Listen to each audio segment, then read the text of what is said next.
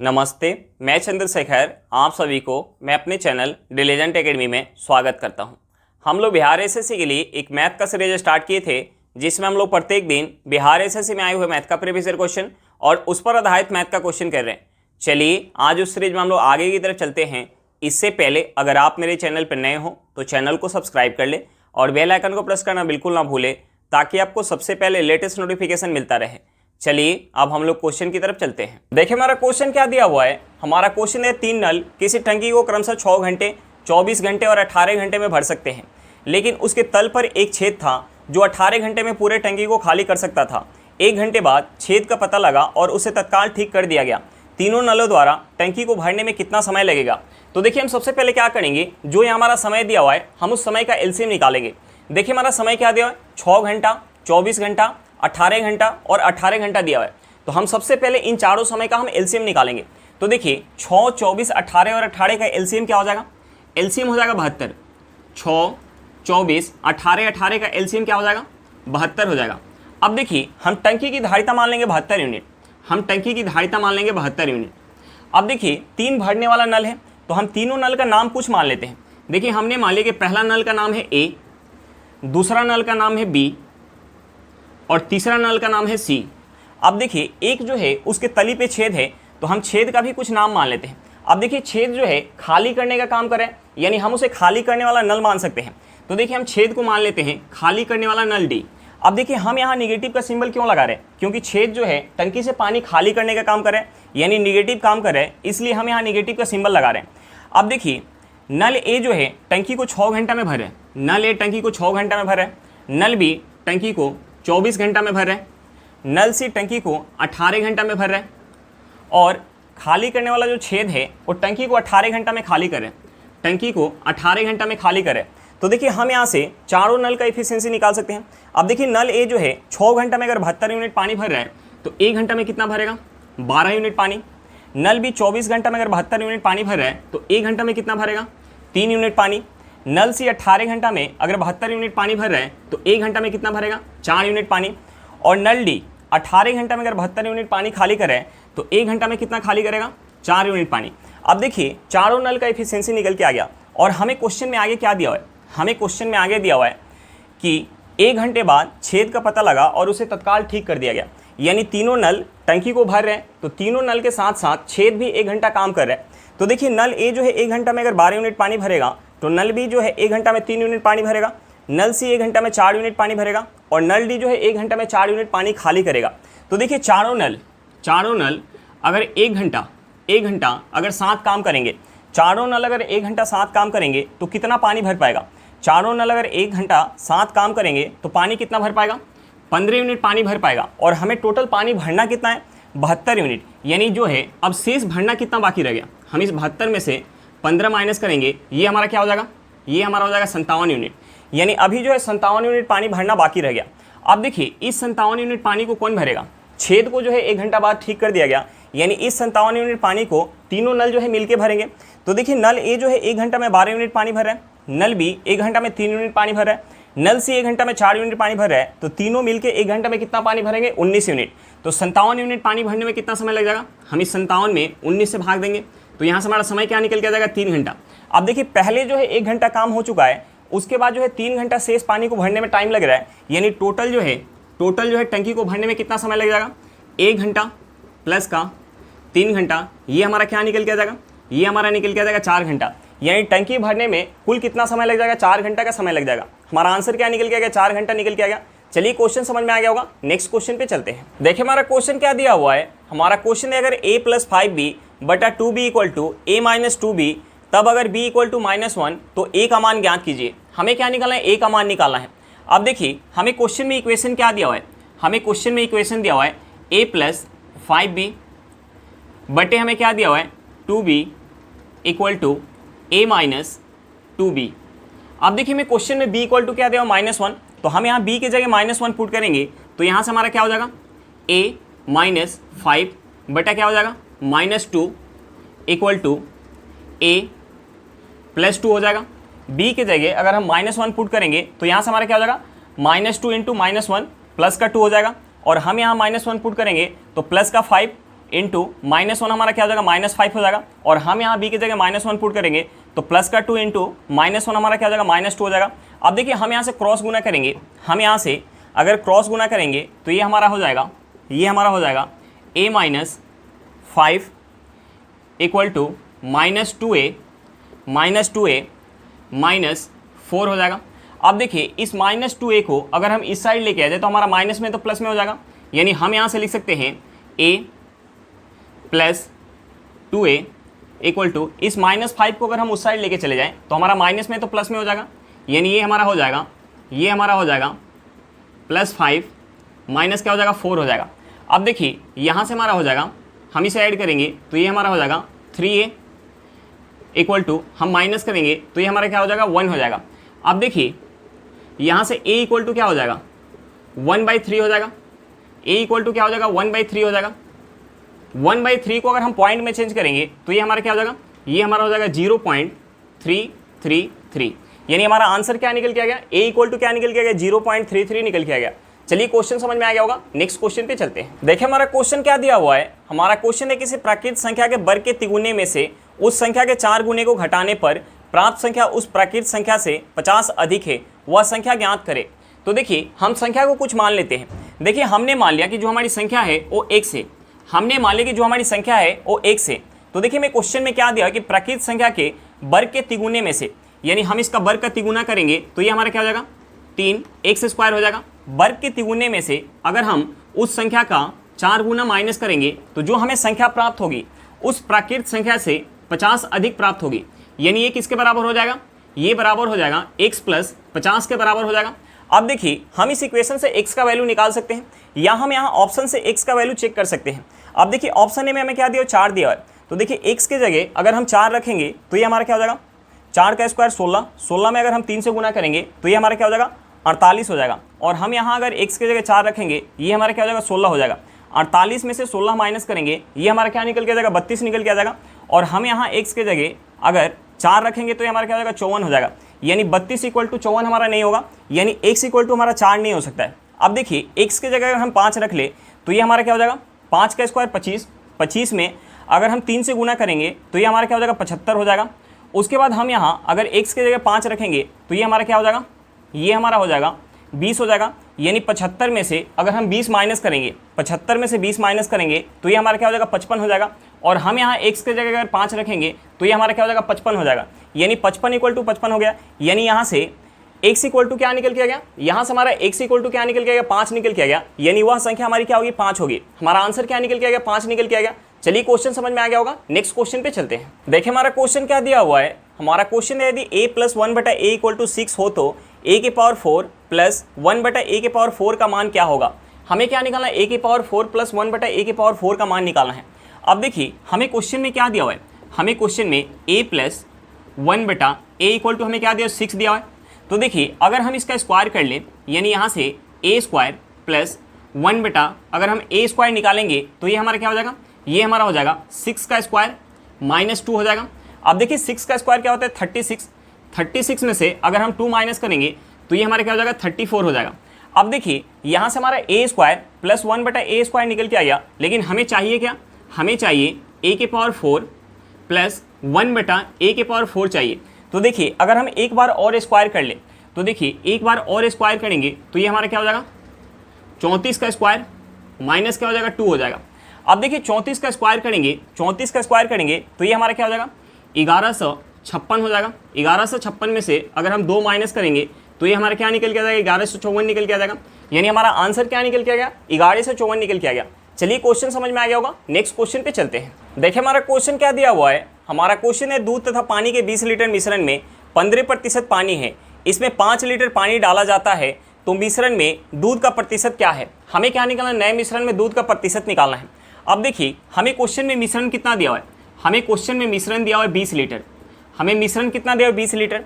इस 20 लीटर मिश्रण में 15% क्या है पानी है, 15% क्या है पानी है, और शेष क्या होगा, शेष जो है वो दूध है। तो दूध कितना हो जाएगा 85%। अब देखिए इस 20 का अगर हम 15% निकालेंगे तो ये हमारा क्या निकल के आ जाएगा 3 लीटर, यानी 20 लीटर में से 3 लीटर क्या होगा पानी होगा, तो 17 लीटर क्या होगा दूध होगा, 17 लीटर क्या होगा दूध होगा। अब देखिए हमें क्वेश्चन में आगे क्या बोल रहा है कि हम इसमें 5 लीटर पानी और डाल दें, यानी अब मिश्रण कितना हो जाएगा, अब मिश्रण कितना हो जाएगा, मिश्रण हो जाएगा, पहले मिश्रण था 20 लीटर और हम इसमें 5 लीटर पानी डालेंगे तो मिश्रण कितना हो जाएगा, 25 लीटर हो जाएगा। मिश्रण कितना हो जाएगा, 25 लीटर। अब देखिए दूध जो पहले था, यानी हम इसमें पानी डाल रहे हैं तो दूध का मात्रा जो पहले था अभी भी दूध उतना ही होगा। पहले दूध कितना था, पहले दूध था 17 लीटर, यानी अभी भी दूध का मात्रा क्या होगा, दूध का मात्रा होगा 17 लीटर। अब देखिए हमसे दूध का प्रतिशत पूछ रहा है, नए मिश्रण में दूध का प्रतिशत पूछ रहा है। तो देखिए दूध कितना है, दूध जो है 17 लीटर, कितना में से, 25 लीटर में से गुने हम 100 करेंगे तो यहाँ से हमारा दूध का प्रतिशत निकल के आ जाएगा। 25 से 100 कितने बार में जाएगा, 4 बार में। हम 17 में अगर 4 से गुना करेंगे तो ये हमारा क्या हो जाएगा, 68%। यानी दूध का मात्रा क्या होगा नए मिश्रण में, 68% होगा। हमारा आंसर क्या निकल के आ गया, 68% निकल के आ गया। चलिए क्वेश्चन समझ में आ गया होगा, नेक्स्ट क्वेश्चन पे चलते हैं। देखिए हमारा क्वेश्चन क्या दिया हुआ है, हमारा क्वेश्चन है 1 रुपया 50 पैसे तथा 25 पैसे के सिक्कों के मूल्य का योग 210 रुपया है, जो क्रमशः 5:6:8 के अनुपात में है। तो 1 रुपया वाले सिक्कों की संख्या कितनी है। हमें क्या निकालना है, 1 रुपया वाले सिक्कों की संख्या निकालना है। अब देखिए हमें क्वेश्चन में 1 रुपया 50 पैसे और 25 पैसे के सिक्कों का हमें रेशियो दिया है। हमें रेशियो क्या दिया है, हमें रेशियो दिया 5:6:8 दिया हुआ है। तो देखिए हमने मान लिया कि 1 रुपया का 5 सिक्का है, 50 पैसे का 6 सिक्का है और 25 पैसे का 8 सिक्का है। तो देखिए 1 रुपया का अगर 5 सिक्का होगा तो ये कितना हो जाएगा, 5 रुपया हो जाएगा। 50 पैसे का अगर 6 सिक्का होगा तो ये कितना हो जाएगा, ये हो जाएगा 3 रुपया हो जाएगा। और 25 पैसे का अगर 8 सिक्का होगा तो ये कितना हो जाएगा, 2 रुपया हो जाएगा। यानी यहाँ से अगर हम ये मान के चल रहे हैं कि 1 रुपया का 5 सिक्का है, 50 पैसे का 6 सिक्का है और 25 पैसे का 8 सिक्का है, तो यहाँ से इनका मूल्य का योग कितना हो जाएगा, इनका मूल्य के योग हो जाएगा, हम इसे ऐड करेंगे तो ये कितना हो जाएगा, 10 रुपया हो जाएगा। मूल्य का योग कितना हो जाएगा, 10 रुपया। जबकि हमें क्वेश्चन में कितना दिया हुआ है, मूल्य का योग हमें क्वेश्चन में कितना दिया हुआ है, हमें क्वेश्चन में मूल्य का योग दिया हुआ है 210 रुपया। हमें क्वेश्चन में मूल्य का योग कितना दिया, 210 रुपया। यानी इस प्रकार के सिक्कों का सेट कितना होना चाहिए, 210 रुपया होने के लिए इस प्रकार के सिक्कों का सेट कितना होना चाहिए। तो हम उसके लिए क्या करेंगे, इस 210 में हम 10 से भाग देंगे तो यहाँ से हमारा क्या निकल के आ जाएगा, 21। यानी इस प्रकार के सिक्कों का सेट कितना होना चाहिए, 21 होना चाहिए। यानी हम इस रेशियो में अगर 21 से गुना करेंगे तो सिक्कों का संख्या निकल के आ जाएगा। तो देखिए 21 में अगर हम 5 से गुना करेंगे तो ये हमारा कितना हो जाएगा, 105 हो जाएगा। 21 में अगर हम 6 से गुना करेंगे, 21 में अगर हम 6 से गुना करेंगे तो ये हमारा कितना हो जाएगा, ये हमारा हो जाएगा 126। 21 में अगर हम 8 से गुना करेंगे तो ये हमारा कितना हो जाएगा, 21 में अगर हम 8 से गुना करेंगे तो ये हमारा हो जाएगा 168। अब देखिए हमारा क्या निकल के आ गया कि 1 रुपये का कितना सिक्का होगा, 105, 50 पैसे का कितना सिक्का होगा, 126 और 25 पैसे का कितना सिक्का होगा, 168। और हमसे पूछ क्या रहा था 1 रुपये वाले सिक्कों की संख्या। तो 1 रुपये वाले सिक्कों की संख्या क्या निकल के आ गया, 105। यानी हमारा आंसर क्या निकल के आ गया, 105 निकल के आ गया। चलिए क्वेश्चन समझ में आ गया होगा, नेक्स्ट क्वेश्चन पे चलते हैं। देखिए हमारा क्वेश्चन क्या दिया हुआ है, हमारा क्वेश्चन है 6 संख्याओं का माध्य 18 है, इसमें एक अन्य संख्या शामिल करने पर 7 संख्याओं का माध्य 20 हो जाता है। शामिल की गई संख्या ज्ञात कीजिए। हमें क्या निकालना है, शामिल की गई नई संख्या निकालना है। अब देखिए हमें क्वेश्चन में क्या दिया हुआ है, हमें क्वेश्चन में 6 संख्याओं का हमें माध्य कितना दिया हुआ है, 6 संख्याओं का हमें माध्य दिया हुआ है 18। और जब हम एक नई संख्या शामिल कर रहे हैं, यानी अब संख्या कितनी हो जा रही है, 7, तो 7 संख्याओं का हमें माध्य कितना दिया हुआ है, 7 संख्याओं का हमें माध्य दिया हुआ 20। अब देखिए एक नई संख्या शामिल करने से माध्य जो है कितना से बढ़ जा रहा है, माध्य जो है कितना से बढ़ जा रहा है, माध्य जो है 2 से बढ़ जा रहा है। यानी पहले 6 संख्या का माध्य कितना था, 18 था। जब हम एक नई संख्या शामिल कर रहे हैं तो सभी संख्या का माध्य कितना हो जा रहा है, 20 हो जा रहा है। तो देखिए नई संख्या माध्य 20 करने के लिए अपने लिए 20 रखी होगी, बाकी के 6 संख्या का माध्य जो है 2 से बढ़ा रही है, यानी बाकी के 6 संख्या को सभी को 2-2 दी होगी। यानी नई संख्या कितनी होगी, हम इसे ऐड करेंगे तो यहाँ से निकल के आ जाएगा, नई संख्या कितनी होगी, 32 होगी। हमारा आंसर क्या निकल के आ गया, 32 निकल के आ गया। यानी नई संख्या कितनी होगी, जो संख्या हम शामिल कर रहे हैं वो संख्या कितनी होगी, 32 होगी। चलिए क्वेश्चन समझ में आ गया होगा, नेक्स्ट क्वेश्चन पे चलते हैं। देखिए हमारा क्वेश्चन क्या दिया हुआ है, हमारा क्वेश्चन है ए और बी किसी परियोजना को 10 दिन में पूरा कर सकते हैं, बी और सी इसे 20 दिन में पूरा कर सकते हैं तथा सी और ए इसे 30 दिन में पूरा कर सकते हैं। यदि ए, बी और सी एक साथ मिलकर काम करते हैं तो वे परियोजना को कितना दिन में पूरा कर लेंगे। तो देखिए हम सबसे पहले क्या करेंगे, जो यहाँ हमारा समय दिया हुआ है हम उस समय का एलसीएम निकालेंगे। देखिए हमारा समय क्या दिया है, 10 दिन, दूसरा समय क्या दिया 20 दिन और तीसरा समय क्या दिया 30 दिन। तो हम सबसे पहले तीनों समय का हम एलसीएम निकालेंगे। तो देखिए 10, 20 और 30 का हम एलसीएम निकालेंगे, 10, 20 और 30 का हम एलसीएम निकालेंगे तो एलसीएम क्या निकल के आ जाएगा, 60 निकल के आ जाएगा। तो हम टोटल वर्क को मान लेते हैं 60 यूनिट, हम टोटल वर्क को मान लेते हैं 60 यूनिट। अब देखिए इस 60 यूनिट काम को जब ए प्लस बी मिल के करें तो कितना समय लग रहा है, 10 दिन का। इस 60 यूनिट काम को जब बी प्लस सी मिल के करें तो कितना समय लग रहा है, 20 दिन का। और इस 60 यूनिट काम को जब सी प्लस ए मिल के करें तो कितना समय लग रहा है, 30 दिन का। तो देखिए हम यहाँ से एफिशिएंसी निकाल सकते हैं। ए प्लस बी 10 दिन में अगर 60 यूनिट काम कर रहे हैं तो एक दिन में कितना काम करेंगे, 6 यूनिट। बी प्लस सी 20 दिन में अगर 60 यूनिट काम कर रहे हैं तो एक दिन में कितना काम करेंगे, 3 यूनिट। सी प्लस ए 30 दिन में अगर 60 यूनिट काम करें तो एक दिन में कितना काम करेंगे, 2 यूनिट। अब देखिए यहाँ से हमारा ए प्लस बी का एफिशिएंसी निकल के आ गया, बी प्लस सी का एफिशिएंसी निकल के आ गया और सी प्लस ए का एफिशिएंसी निकल के आ गया। और हमसे पूछ क्या रहा है कि अगर तीनों एक साथ मिलकर काम करेंगे तो काम को पूरा करने में कितना समय लगेगा। तो हमें सबसे पहले तीनों का एफिशिएंसी निकालना पड़ेगा, यानी हमें सबसे पहले ए प्लस बी प्लस सी का एफिशिएंसी निकालना पड़ेगा। तो देखिए अगर हम यहाँ से ए प्लस बी प्लस सी और सी प्लस ए का एफिशिएंसी ऐड कर दें तो यहाँ से हमारा क्या निकल के आ जाएगा, यहाँ से हमारा निकल के आ जाएगा 2A plus 2B plus 2C निकल के आ जाएगा। यानी हम इसे लिख सकते हैं 2 इंटू, हम यहाँ से अगर 2 कॉमन ले लेंगे तो ये हमारा हो जाएगा 2 इंटू ए प्लस बी प्लस सी। अब देखिए तीनों का एफिशिएंसी ऐड करेंगे तो ये हमारा क्या हो जाएगा, 6 प्लस 3 क्या हो जाएगा, 9 हो जाएगा, 9 प्लस 2 क्या हो जाएगा, 11 हो जाएगा। अब देखिए यहाँ से हमारा ए प्लस बी प्लस सी का एफिशिएंसी क्या निकल के आ जाएगा, 11/2 निकल के आ जाएगा। अब देखिए तीनों का एफिशिएंसी हमें पता चल गया तो हमसे पूछ रहा है कि तीनों एक साथ मिलकर अगर उस काम को करेंगे तो काम को पूरा करने में कितना समय लग जाएगा। टोटल काम कितना है, 60 यूनिट। टोटल काम कितना है, 60 यूनिट। और तीनों का एफिशिएंसी क्या निकल के आ गया, 11/2 यूनिट। तो देखिए 11/2 यूनिट के एफिशिएंसी के साथ अगर 60 यूनिट काम करेंगे तो कितना समय लग जाएगा, 120/11 दिन। 120/11 दिन को हम क्या लिख सकते हैं, हम इसे लिख सकते हैं 10 सही 10/11 दिन। हमारा आंसर क्या निकल के आ गया, 10 सही 10/11 दिन निकल के आ गया। चलिए क्वेश्चन समझ में आ गया होगा, नेक्स्ट क्वेश्चन पे चलते हैं। देखिए हमारा क्वेश्चन क्या दिया हुआ है, हमारा क्वेश्चन है राम और अजय की वर्तमान आयु का अनुपात क्रमशः 6:1 है। 7 वर्ष पश्चात यह अनुपात 7:2 हो जाएगा। अजय की वर्तमान आयु कितनी है, हमें क्या निकालना है, अजय की वर्तमान आयु निकालना है। अब देखिए हमें क्वेश्चन में क्या दिया हुआ है, हमें क्वेश्चन में राम और अजय की हमें वर्तमान आयु का रेशियो दिया है।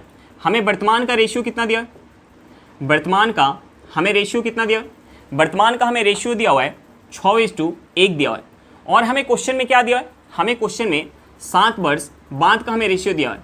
7 वर्ष बाद का हमें रेशियो कितना दिया है, 7 वर्ष बाद का हमें रेशियो दिया है 7:2 दिया है। तो हम सबसे पहले आयु के बीच का हम अंतर चेक करेंगे। अब देखिए हमने मान लिया कि राम की आयु वर्तमान में अगर 6 यूनिट है तो अजय की कितनी है, 1 यूनिट। यानी यहाँ अंतर कितना निकल के आ जाएगा, 5 यूनिट निकल के आ जाएगा। अब देखिए 7 वर्ष बाद राम की आयु अगर 7 यूनिट है तो अजय की आयु कितना है, 2 यूनिट। यानी यहाँ अंतर कितना हो जाएगा, यहाँ अंतर हो जाएगा 5 यूनिट। अब देखिए यहाँ से हमारा अंतर जो निकल के आया वो बराबर निकल के आया, क्योंकि दो लोगों के बीच आयु का जो अंतर है वो हमेशा बराबर होता है। अब देखिए अगर अंतर बराबर निकल के नहीं आता तो हम क्या करते, सबसे पहले अंतर को बराबर करते। अब देखिए अंतर बराबर करने के लिए क्या करते हैं, हम नीचे वाले अंतर से हम ऊपर वाले रेशियो में गुना करते हैं और ऊपर वाले अंतर से हम नीचे वाले रेशियो में गुना करते हैं, तब जाके हमारा आयु के बीच का अंतर जो है बराबर निकल के आ जाता। लेकिन यहाँ हमारा अंतर जो है बराबर निकल के आ रहा है। तो देखिए हमने मान लिया कि वर्तमान में राम की आयु अगर 6 यूनिट है, वर्तमान में राम की आयु अगर 6 यूनिट है तो 7 वर्ष बाद कितनी हो जा रही है, 7 यूनिट। यानी राम की आयु में कितने का वृद्धि हो गया, राम की आयु में 1 यूनिट का वृद्धि हो गया। अब देखिए वर्तमान में अजय की आयु अगर 1 यूनिट है तो 7 वर्ष बाद कितनी हो जा रही है, 2 यूनिट। यानी यहाँ जो है अजय की आयु में कितने का वृद्धि हो गया, 1 यूनिट का वृद्धि हो गया। अब देखिए हम वर्तमान से कितने वर्ष बाद जा रहे हैं, 7 वर्ष बाद। यानी वर्ष में हम कितने का वृद्धि कर रहे हैं, हम वर्ष में 7 वर्ष का वृद्धि करें। यानी यहाँ से हमारा क्या निकल के आ गया, यहाँ से हमारा इस 1 यूनिट का वैल्यू क्या निकल के आ गया, इस 1 यूनिट का वैल्यू निकल के आ गया। इस 1 यूनिट का वैल्यू हमारा क्या निकल के आ गया, 7 वर्ष निकल के आ गया। इस 1 यूनिट का वैल्यू हमारा 7 वर्ष निकल के आ गया। तो हमसे पूछ क्या रहा है, अजय की वर्तमान आयु।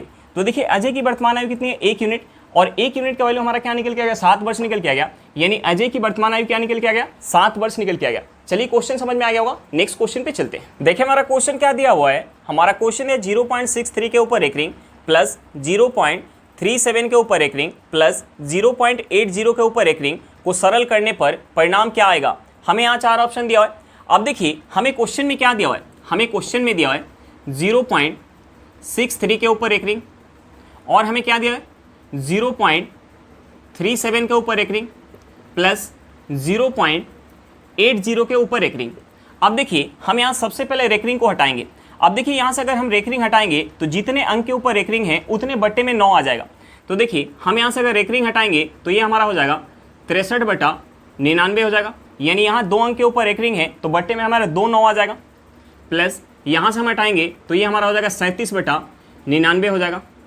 यहाँ से हटाएंगे तो ये हमारा हो जाएगा 80/99। अब देखिए हम इसे ऐड करेंगे, तो ये हमारा कितना हो जाएगा, हम इसे ऐड करेंगे तो ये हमारा हो जाएगा 180/99। ये हमारा कितना हो जाएगा 180/99। अब देखिए 180/99 को हम क्या लिख सकते हैं, हम इसे लिख सकते हैं 1 सही 81/99 लिख सकते हैं। अब देखिए 1 सही 81/99 को हम क्या लिख सकते हैं, हम इसे लिख सकते हैं 1 प्लस 81/99 लिख सकते हैं। अब देखिए यहाँ जो है बट्टे में हमारा 2 9 है, तो देखिए हम यहाँ लगा सकते हैं इसे, यानी हम इसे लिख सकते हैं 1 प्लस 0.81 के ऊपर रेकरिंग लिख सकते हैं। अब देखिए इन दोनों को ऐड करेंगे तो ये हमारा क्या हो जाएगा 1.81 के ऊपर रेकरिंग, यानी हमारा सही आंसर क्या आ जाएगा, ऑप्शन बी आ जाएगा। हमारा सही आंसर क्या आ जाएगा, ऑप्शन बी आ जाएगा। चलिए क्वेश्चन समझ में आ गया होगा।